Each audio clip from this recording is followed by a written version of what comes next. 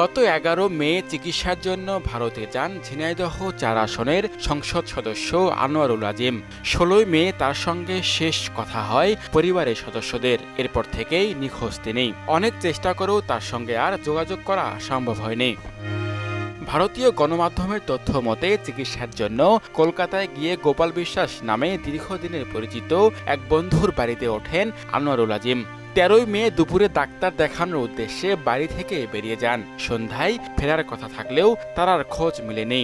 ৫ দিন পর ১৮ মে বরাহনগর থানায় আজিমের নিখোঁজের ঘটনায় অভিযোগ দায়ের করেন তার বন্ধু গোপাল বিশ্বাস। অভিযোগ পাওয়ার পর সন্দেহভাজন দুজনকে আটক করে ঢাকা মেট্রোপলিটন পুলিশ। জিজ্ঞাসাবাদে তারা জানায় মরদেহ আছে কলকাতার বিধাননগরের সঞ্জীব গার্ডেনের একটি ফ্ল্যাটে। সে খবর দেয়া হয় কলকাতা পুলিশকে। পরে বুধবার মরদেহ উদ্ধার করে পশ্চিমবঙ্গ পুলিশ।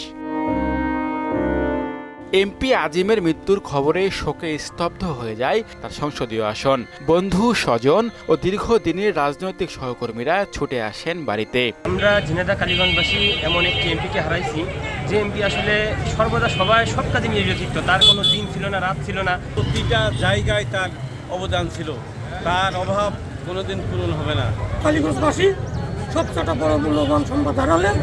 এত ভালো লোক, গরিব, বিরোধ, ফকির ভাগাভাগি আপনাকে দেখে। ঝিনাইদহ ৪ আসন থেকে ৩ বার নির্বাচিত সংসদ সদস্য আনোয়ারুল আজিম হত্যায় জড়িতদের কঠোর শাস্তি দাবি করেছেন ঝিনাইদহের মানুষ। ওয়ালটন ফ্রিজ কিনে অনেকের মতো আপনিও হয়ে যেতে পারেন মিলেনিয়াল। সেরা পণ্যের সেরা অফার। শামীমুজ্জামান চৌধুরী, মোহনা সংবাদ, ঢাকা।